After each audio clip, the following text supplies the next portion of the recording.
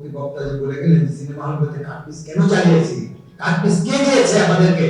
আমরা কখনোই কাটপিস চালাইনি এবং আমাদেরকে আমাদের কোন প্রতিনিধি কোন সেন্সর বোর্ডে আমাদেরকে রাখা হয়নি। কোন ছবি কোন দৃশ্যটা সেন্সর আর কোনটা না সেটা আমরা কেমন বুঝবো?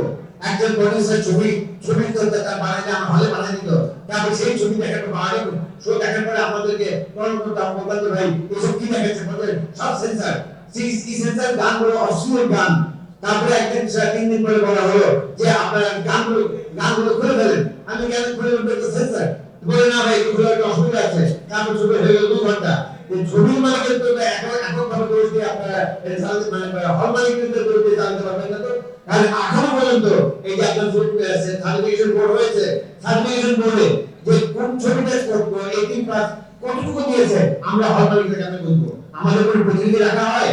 কখনোই কোনো আমাদের মূল যারা বা মূল ধারা যারা চলচ্চিত্র বানায় আজকে সংস্কার করে যে যেটা সাব কমিটি সেখানে প্রদর্শকরা নাই মূল ধারা, সেখানে পরিচালকরা নাই মূল ধারা, সেখানে প্রযোজকরা নাই মূল ধারা। তাহলে কিভাবে এখন মূল ধারা বলছেন নাকি? আমি মূল ধারা বলছে যে যারা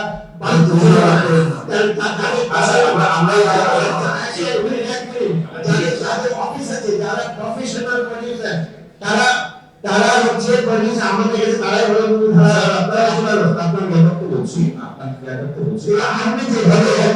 আপনি যেভাবে আপনি প্রদর্শকদের বললেন যে আমরা হতে বিতাড়িত করেছি, আমরা 412 সিনেমা হল থেকে 40 সিনেমা ছিল এই প্রদর্শক সমিতি 150 সিনেমা নিয়ে করে নিয়ে এসেছে। আমাদের কি কিন্তু আমি ইতিগিতি আজকে 6 মাস হলো আমাদের কোনো হল বন্ধ, ইতিগিতি করে কি করবে? আমাকে